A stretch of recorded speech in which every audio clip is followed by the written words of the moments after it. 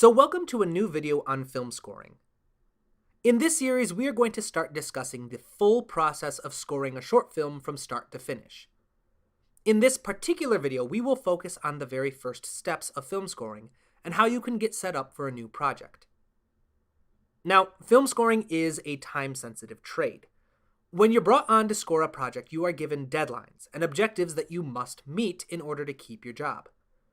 While it's true that film scoring does rely on a certain level of gut instinct and talent, almost every composer will tell you that they have a process or a structure that they follow to help ensure that they can push through writer's block and meet their deadlines on time. This series will focus on providing you with a reliable approach and structure that you can use on any project. The goal is to provide a starting point to help you find your own preferred method. Our approach will focus heavily on understanding the story and allowing the film itself to inform the type of music you should write. We'll discuss spotting, tempo mapping, cue lists, and much, much more. Before we get started, however, I'd like to quickly thank my amazing patrons for making this series possible. I appreciate each and every one of you, and I'm grateful to have your support as I work on projects like this one. If you'd like to show your support for this channel by becoming a patron, the link is in the description of this video. So with that, let's get started. So naturally, the very first step to scoring a film is to actually watch the film. Traditionally, the film composer is one of the very last people to be hired. They're brought on during post-production, after all the scenes have been filmed and the editors have begun stitching the film together. Some established composers, like Hans Zimmer or Tom Hokenberg, can be brought on much earlier, but the traditional approach is still much more common and typical for new composers. For this series, we'll be working with the short film Danny and the Wild Bunch. Now, I don't own any rights to this film, and our purpose is purely academic in nature and under protection of the fair trade. All rights and credit go directly to the rightful owners, and no copyright infringement is intended. The link to download this film is in the description of the video. The first time you watch it, I recommend not taking any notes.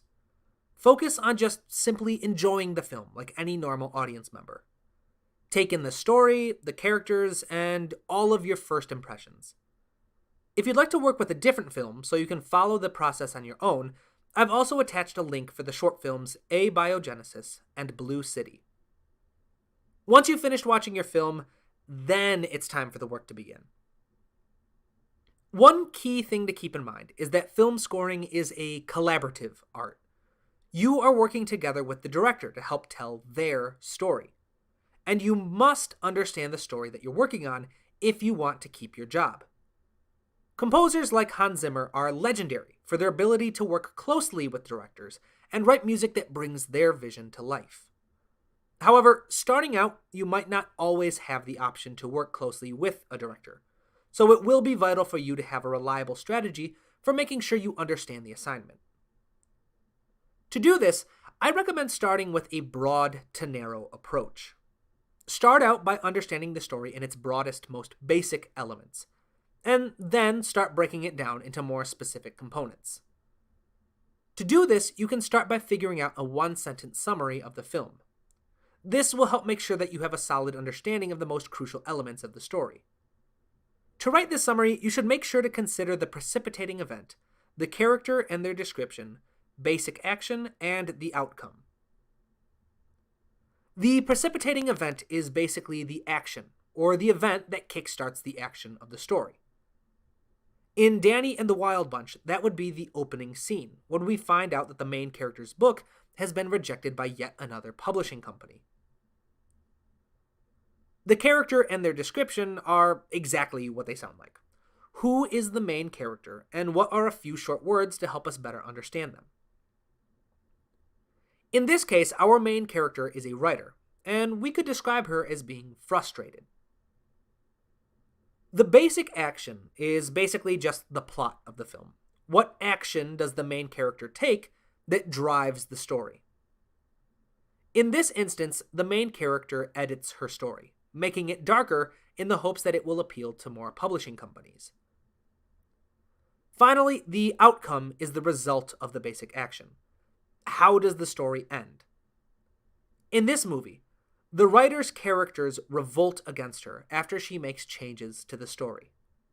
So, with all of this information, our one-sentence summary could be, after getting rejected by another publishing company, a frustrated writer makes her story darker, leading the characters to revolt against her.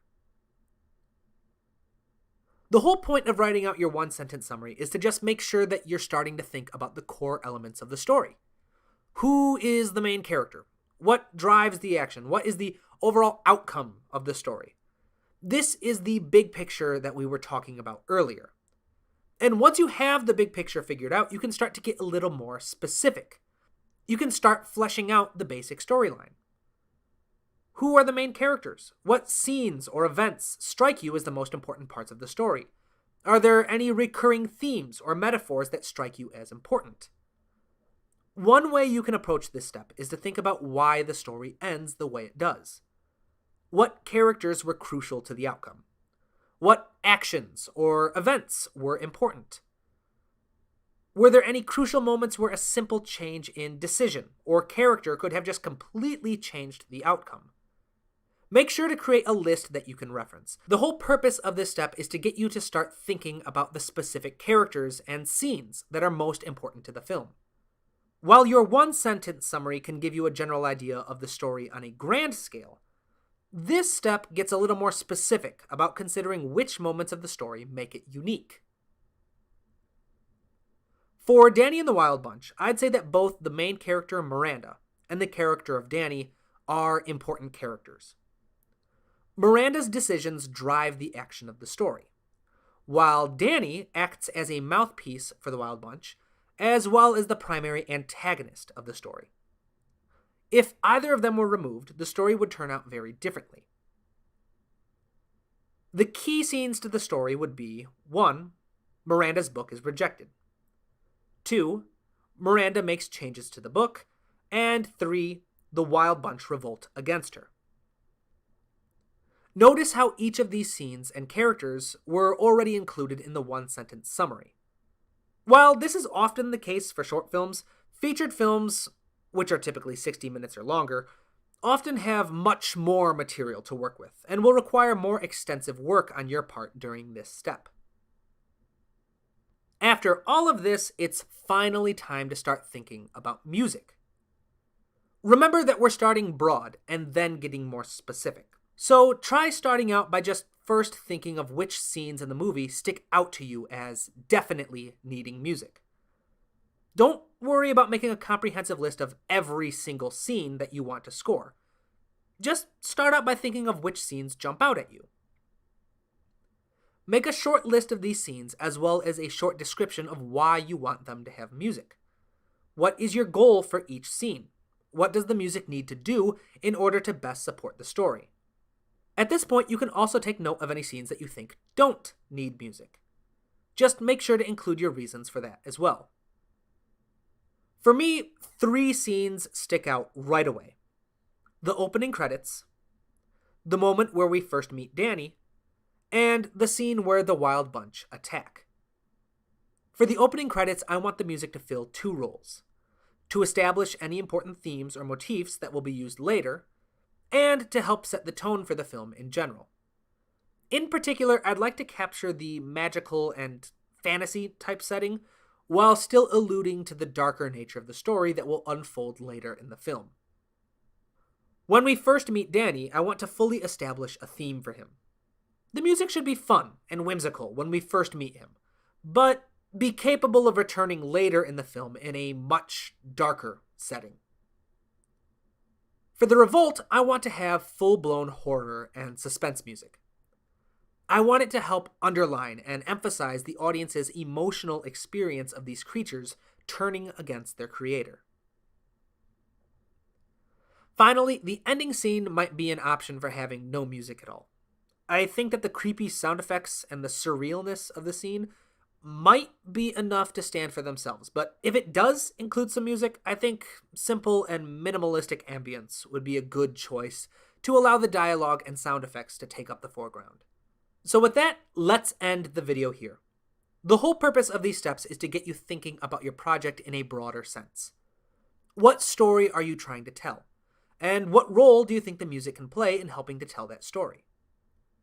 Next week, we'll start getting more specific and tackle form in the music, deciding on which themes or motifs you'll need to come up with, and how you plan on using them throughout the project. For now, you can try downloading one of the 3 short films in the description below, and take your own stab at the steps discussed in this video. Once more, I'd like to thank my incredible patrons for your support of this channel. I appreciate each and every one of you and could not do this without you. I also want to thank each of you who show your support for this channel through your wonderful comments, your emails, and your messages. I'm excited to continue seeing how this community grows over the course of this series.